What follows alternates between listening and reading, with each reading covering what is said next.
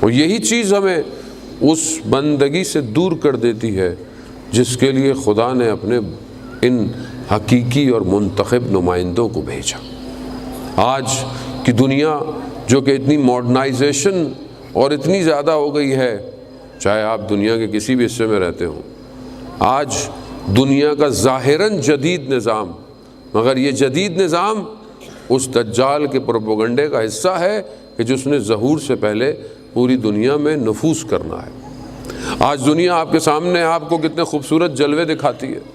آج آپ کے سامنے ہم سنتے تھے کہ دجال آئے گا اور اس کے ایک ہاتھ میں ایک طرف جو ہے وہ جنت دکھائے گا، ایک طرف جہنم دکھائے گا، اور وہ جو جنت دکھائے گا وہ دوزخ ہوگی، اور جس کو وہ جہنم کہے گا وہ جنت ہوگی۔ خوب یہ دجال آئے گا، خوب دجال فزیکل تو آئے گا لیکن ورچوئل دجال تو آ چکا ہے۔ آج یہ دنیا کی کارپوریٹ، یہ دنیا کی ملٹی نیشنل کمپنیاں آج آپ کو جو پروڈکٹ بیچ رہی ہیں، آج آپ کے ہاتھ میں موبائل ہے، آج دنیا ویسٹرن لائف سٹائل آپ کو دکھاتی ہے، یہ خریدیں، یہ پہنیں، یہ ایسے گھر ہوں، ایسی زندگی ہو، ایسی چیزیں ہوں۔ آج آپ دیکھیں ہم ایک دوسرے کو کس سے پہچانتے ہیں؟ آج ہماری پہچان ختم ہو گئی ہے۔ آج ہم جو جس طرح کا لباس پہنتا ہے ہم اس سے پہچانتے ہیں۔ آج دنیا اسی برانڈ کے چکر کے اندر ہے۔ آج دنیا اس دجال کے دھانسے میں آ کر اپنے حقیقی راستے سے دور ہو رہی ہے۔ کوئی آپ کو دروازہ کھٹکھٹا کر زہر نہیں کھلائے گا، اب آپ کو چاکلیٹ کے اندر زہر دیا جائے گا۔ وہی ہو رہا ہے۔ آج معاشرہ بربادی کی طرف ہے۔ آج چار دیواریاں ٹوٹ گئی ہیں۔ آج اسلام تو یہاں تک کہتا ہے کسی کا دروازہ کھلا ہوا ہو تو اس کے گھر میں جھانکو نہیں، شاید اس کی ناموس بے حجاب ہو۔ اسلام اتنا زیادہ ہے، چھت پہ جاؤ، فقہ کے احکام ہیں، کسی کی چھت پہ، اپنی چھت پہ جاؤ تو اپنے برابر والوں کو بتا کر جاؤ۔ مگر آج یہ فیس بک، یہ انسٹاگرام نے گھروں کی چار دیواری کو توڑ دیا ہے۔ آج جو پل بہت باحجاب تھے آج سب بے حجاب ہو کر اپنے آپ کو دکھانے کے لیے، خود نمائی کے لیے، آج آپ کے سامنے آج ہر کسی کی دوڑ کیا ہے کہ مجھے دیکھا جائے، مجھے پسند کیا جائے، میرے فالوورز کتنے ہیں، میرے لائکس کتنے ہیں۔ خب یہ کیا ہے؟ یہ اس کا سسٹم ہے۔ اس نے اس دوڑ کے اندر انسانیت کو تذلیل کر دیا ہے۔ آج انسٹاگرام کا الگورتھم آپ کی چیز کو اوپر نہیں لاتا، جتنا برہنہ ہوگا اتنا زیادہ اس کے فالوورز ہوں گے۔ خوب یہ اس کا سسٹم ہے۔ وہ دجال آج کا یہی سسٹم لے کے پہنچا ہوا ہے۔ میں یہ نہیں کہتا کہ آپ استعمال نہیں کریں، آپ کام نہیں کریں، اس سے اچھے کام بھی ہو سکتے ہیں، لیکن اچھے کاموں کی تعداد بہت تھوڑی ہے۔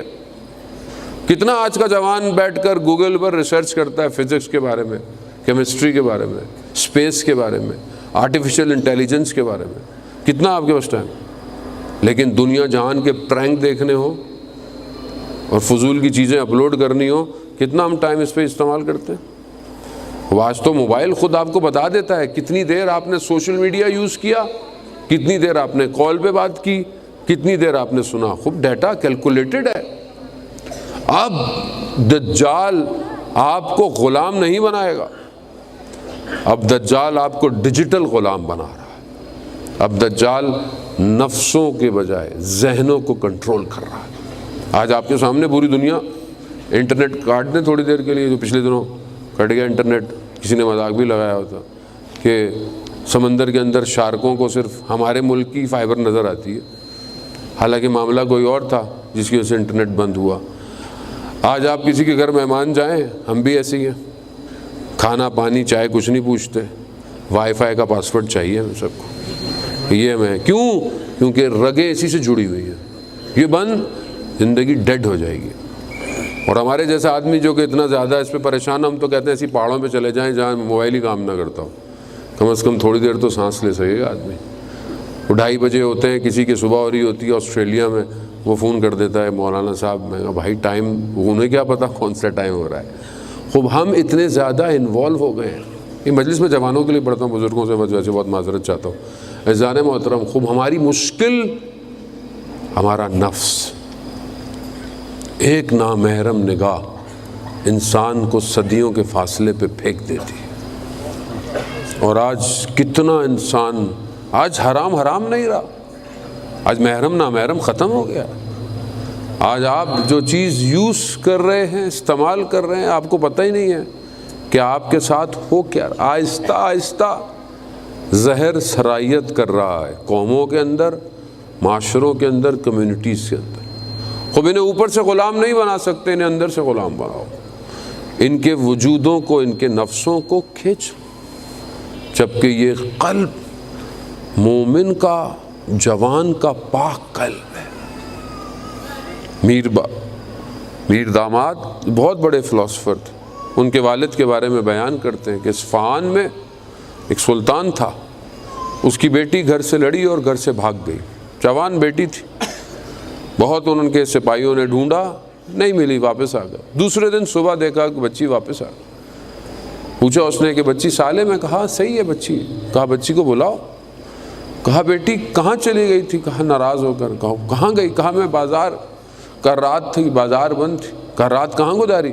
کہا ایک دروازہ کھلا ہوا تھا، میں اندر گئی تو مدرسہ لگ، ایک حجرے سے مجھے روشنی آ رہی تھی، اس حجرے میں چلی گئی، دیکھا ایک طالب علم ایک قندیل کی روشنی میں بیٹھا ہوا پڑھ رہا ہے۔ میں نے کہا کہ میں نے یہاں رہنا ہے، خوب ظاہر ہے شہزادی تھی، کچھ کہہ تھوڑی سکتی تھی۔ اس نے بولا مجھے تو رہنا ہے۔ کہا تم نے کھایا کیا رات کو؟ کہا اس کے پاس روٹی اور پیاز تھا۔ کہا اس نے کیا کھایا؟ کہا اس کے پاس اتنا ہی کھانا تھا۔ کہا ساری رات تم نے وہاں گزاری؟ کہاں؟ کہا اس لڑکے نے تمہیں کچھ کہا؟ کہا اس نے مجھے دیکھا تک نہیں۔ کہا اس طالب علم کو بلا کے لاؤ۔ اسے بلایا، اس نے کہا تم نے میری بیٹی کی طرف دیکھا؟ کہاں جب داخل ہوئی تو ایک نگاہ پڑی تھی۔ کہا پھر ساری رات تمہارے حجرے میں رہی، تم نے اسے دیکھا نہیں؟ اس نے کہا کہ جب مجھے شیطان وسوسے کرتا تھا تو میں اپنی انگلی کو اس قندیل کے اوپر رکھ دیتا تھا،